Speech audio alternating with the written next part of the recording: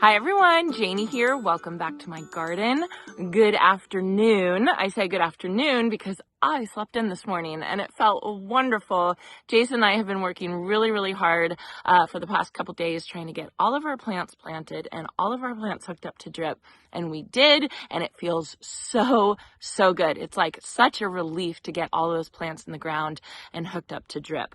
Now we can start moving on to other things. So while I was sleeping in, slacking off, Jason actually got up, got out here, and he actually got a project done. So we have been wanting to put in these metal tree rings from EdgeRight. EdgeRight is a company that we've been working with this year. They sent us these 4-foot lengths of metal edging for all of our pathways in our property, and we love it. It's so easy to install, and wherever I decide I want a pathway or I want kind of edging, I just use this metal EdgeRight edging, which is fantastic. So they came out with a new product, which are tree rings. So you can buy like the plastic tree rings to keep everything in place around the tree, keep the weeds out, keep whatever mulch or compost that you have around your tree in, and they just kind of make it look cleaner. I was talking to Michael Glassman about it, the landscape designer I work with, and he really likes the look because he says it looks cleaner. So EdgeRight is using their material, their metal edging, their cordon steel metal edging to make these tree rings, which just makes it a lot prettier looking than the plastic stuff, and it's really great because the weeds aren't going to come through, which is fantastic. And if you have a lawn and you have a tree in the middle of your lawn, that's what they're really good for. So anyway, let me shoot you over to Jason because he filmed this morning and he's getting so good. He's going to take over my channel. Hi everybody, welcome back to our garden. So today I'm sitting underneath one of our orange trees, and you can see the tree trunk behind us. That is going to be our project for today, actually. So you can see in the background where the pathway is. You've probably seen over the course of the videos the metal edging that we've been using. That's by a company called EdgeRight. It's this hammer-in metal edging. And it's been really easy to install and easy to modify if needed, and move around if we have to. And then it's starting to already kind of get that rusty patina on it, and it's starting to look really nice on the pathway. And so today we're actually going to be installing more EdgeRight edging, but this is going to be in the form of tree rings around these orange trees. So as you can see, back there, all of the mulch and the leaves and whatnot, are right up against the tree trunk, which is not really great for the tree. So EdgeRight makes these arced pieces that form a ring around that. So let's see, they look like this. Don't know how much of that. They're little 4 pieces, make a circle of about 3 or 4 feet or so in diameter, and so it'll be plenty to fit around that tree. And that is going to be kind of what I'm going to be figuring out today, kind of take you guys through that process, take me through the process. This is the first time I've done it, and just see how it turns out. So I'll turn the camera around and try to show you as I'm going along.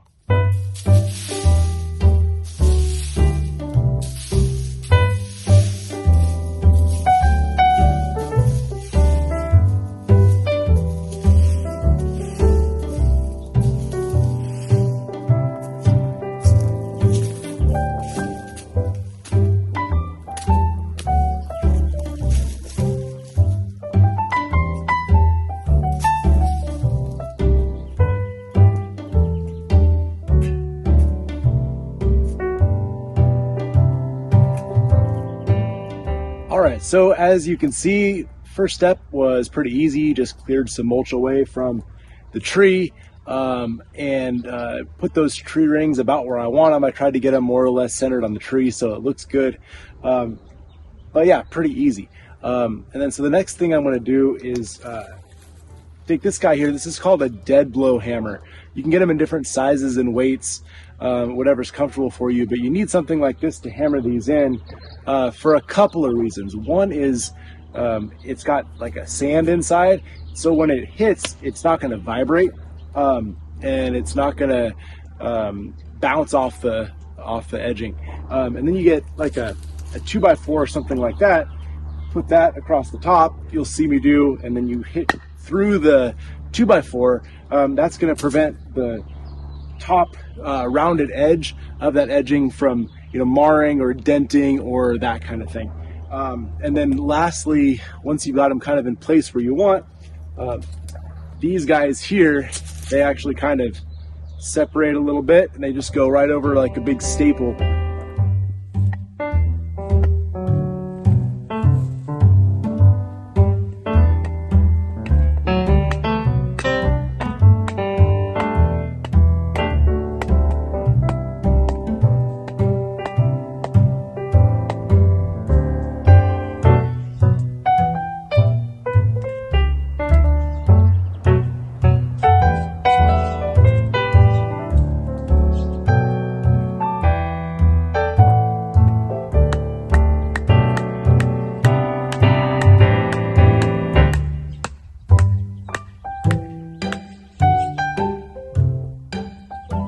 All right, so I am pleasantly surprised.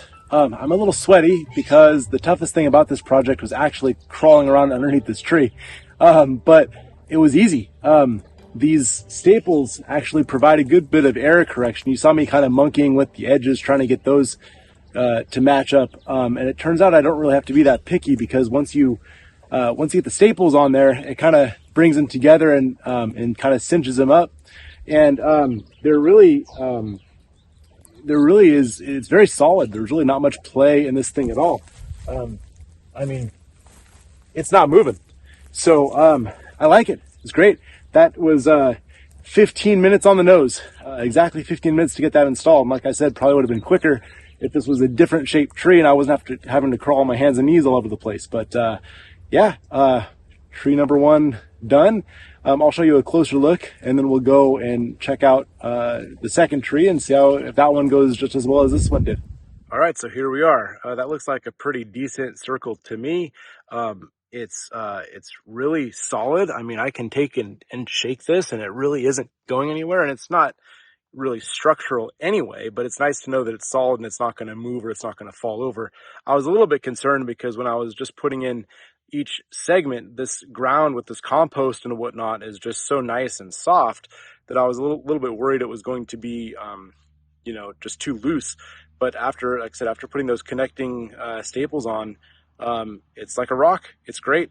And then you'll see here too, I don't know if I pointed this out before. I think I did in a previous EdgeRight video with the pathway, but one of the nice things about how they manufacture this is it's got this rounded edge. It's actually folded over, if you can kind of, maybe hard to tell, but it folds over the top here, and the edge is actually pointed down. So if anybody were to, dog or kid or anybody was to be playing around here and happen to slip and fall, that might give you a bruise, but it's not really going to do much more than that. So it's a much more safe thing than having a sharp metal edge on there. So yeah, I think that's a success. Let's go on to the next tree.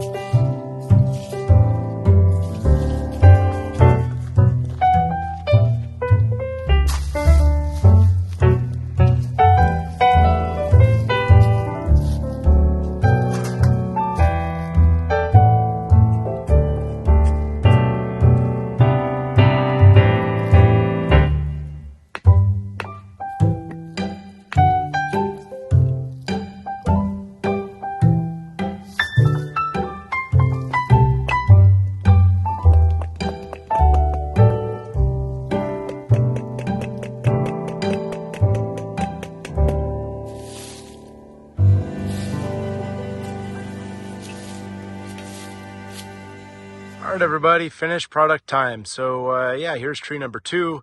Looks a lot like tree number 1, but a little more challenging here because this one low branch off to the left kind of made it difficult, but still not too bad overall. I don't think it took me much longer, if at all, than the first one. Really solid again. So yeah, I just kind of raked the mulch back up against the tree ring there, and all done. So this is a check mark in the recommended box for me. I liked it. I like the product. It's easy to use. It's EdgeRight metal edging, tree rings. Yeah, super easy to use, quick. I like the safety feature with the rounded edges. And like I said, the toughest part is getting down on your hands and knees and crawling around the tree. Otherwise, pretty easy install. All right, so a couple of side notes. Things that I've learned through doing this. Number one is, man, good dirt, good soil makes all the difference. I'm really starting to learn that lately. The more projects I do, the more I realize it. It was like butter hammering these things into this soil. If this was, really hard dirt or something like that, it would have been a different story. Lesson number 2 is have the right gear. And I am really, even though I look kind of dorky, I'm really starting to appreciate these knee pads right there. They have been super useful. That plus nice leather, work gloves, just enabled me to crawl around in this, twigs and mulch and bugs and dirt and everything else, and it's just easy. So yeah, the knee pads are nothing special, just bought them from Home Depot pretty cheaply. Same with the work gloves. But yeah, I'm just starting to learn more as I go that, just get the right stuff. It just makes the job super easy. So I'm always one that's just like, oh, I don't need that, I can do without it. But yeah, that's a mistake. The right tools, the right gear makes a big difference. Okay, and here they are. Here's this one, and then there's that one over there, the far tree over there. I think they look fantastic, except I think I ordered the wrong size. So EdgeRight sells these things in 2-foot diameters and 5-foot diameters. And I obviously chose the 2-foot diameter, and that was a mistake. I was thinking 5-foot diameters were for like the giant, massive trees, and I thought that would be way too big. But I do think a 5-foot diameter tree ring would be better on these trees. So no big deal. That's the really cool thing about EdgeRight is they're easy to take out. I'm going to probably move these over to some of my smaller trees or maybe some newly planted trees, and I will just put the 5-foot one. But I'm glad that we have it here at least because it'll keeps everything away from the trunk. We'll keep putting compost in there for some healthy stuff for the tree, making sure the tree is well taken care of and protecting the trunk. Now, speaking of the trunk, the reason why I'm here is you all probably saw these climbing up and down the tree, the ants. So it actually looks better than the last time I was out here looking here. I had a whole mass of ants coming up and down this tree a couple days ago, and whenever I see ants going up and down a tree, I think about what is going on up in the tree. And what is going on is probably the beginnings of an aphid infestation. So the reason why when I see ants going up and down my tree trunk, I think aphids is because ants and aphids actually have a mutual relationship where they both benefit each other. And it's actually really gross because the way they benefit each other, the ants like to eat the aphids' excrement. Gross. So aphids excrete a sweet sticky substance called honeydew, and ants like to eat that, and ants can actually completely survive off of the honeydew. It's really gross. And so what they do, it's actually called farming. They actually farm the aphids in where they protect them from their predators like lacewings and ladybugs and birds, and what they do is they actually corral them underneath leaves and actually will protect them and fend off any of the predators. There's like videos of it online. It's crazy. Anyway, so whenever I see ants going up and down a trunk, I think, okay, aphids, there's got to be aphids going on. If you notice that when you walk around underneath a tree and there's like stickiness, like you walk and your feet kind of stick to the ground, or you notice the plants that are planted underneath the tree, or maybe your car that you park under the tree is sticky, that is honeydew. That is what the ants like to eat, and it's because it's coming from the aphids in the tree. So the best way to deal with aphids that you have in your tree is to deal with the ants, and that's what I'm doing today. So the product I'm using today is this one. It's Catchmaster Insect Barrier Adhesive. There are a whole bunch of different options for basically the same thing. There are some things called Tanglefoot, which is actually like a strip that you wrap around your tree. This is more more of sticky stuff, and I'm actually going to use plastic saran wrap to wrap around my tree and then put the sticky stuff on the saran wrap. And so what happens is as the ants climb up the tree, they can't climb any further because it has that sticky stuff on it, and they get trapped. The ants get trapped. The aphids become susceptible to predators, and then the aphids go away, and then the ants go away. So it ends up working out really perfectly. It's an easy way to do it, and it doesn't involve spraying chemicals on your tree. You know, and when it comes to like an orange tree where we're going to eat this fruit, I think that that's pretty important. So let me get started. I'm just going to be putting this saran wrap around. Some people say that you can use duct tape faced outwards if you want to do that. I think there's just a whole bunch of different ways to do it. So let me show you. Ugh. See how it's sticky? So the ants are going to get stuck in that, and they're obviously not going to be able to climb up to the tree, the rest of the tree. If you have a really bad problem, you might have to do this a couple times, in that you put this on, it'll get all filled up with the bugs, with the ants, and then you take it off and you replace it. I don't think I have that problem because I think that I'm catching it early enough. And the reason that you're putting it on the saran wrap is just so that you can clean it up, because this stuff is really sticky and you're gonna have ants all over it. You probably don't want that on your tree. Okay, so kind of a sticky mess. You need to use like mineral oil or vegetable oil to get it off your hands. So I'm trying not to touch my phone with this hand. The hardest thing was getting the plastic wrap to stay on the tree, but you can kind of see what I did. See how I kind of spread the sticky stuff just a little bit onto the trunk of the tree, and it's working really well. These ants have no place to go. Can you see them right there? They have no place to go. They don't know what to do with themselves. So that's great. That's going to save my tree later in the season and hopefully not have any issues with aphids. Now these two trunks over here were kind of an issue because I was trying to keep it high enough so Monty wouldn't accidentally come up and mess with it. I don't think he's going to be interested in it at all, but I also don't want him to sniff it and get it on his nose. But the problem is these two trunks are very low. I mean, he can easily touch that up there. So I kind of just tucked them in right here underneath these leaves, and hopefully he'll just leave it alone. I'm not too worried about this because there wasn't very many ants on this trunk anyway. So I might have to come up. The ants might find another way to go up the tree, but I'll just keep watching it. Again, this is kind of like, I just saw the ants on the tree. I haven't seen any issues with aphids yet. So I'm just kind of hitting it preemptively to make sure that it doesn't become an issue. At my last property, I had a crepe myrtle tree and I had the same issue, and I didn't know at the time what it meant to have ants going up and down your tree, and it did become an issue later on in the season. We had the sticky stuff all over, and it was just annoying. It wasn't horrible, it was annoying, but aphids can cause pretty significant damage if you let them get out of hand. It can turn into kind of like a black sooty mold, and the leaves will start to curl on your trees, and it's very unsightly. But the worst thing by far is the stickiness, the honeydew. And so this is how you treat it. So yeah, so we've got the ants taken care of. We've got the tree rings in, which I think are pretty, but I do need the bigger size, the 5-foot size. They also come in different heights. I think they come in 6-inch high, 8-inch high, and then really high ones, like 14 inches or something. We went with the 8-inch high because that is what we have on our pathways. Our pathways are 8 inches as well. So we just wanted it to match. And again, these are going to rust and they're going to match the metal edging on the sides of our pathways. So very happy about this. I will link EdgeRight in the description down below. Thank you guys for sending these to me. And can you please send me the 5-foot ones? My bad. I messed up. But you know, we all make mistakes. You guys, the goats are just listening to me talk. They're so funny.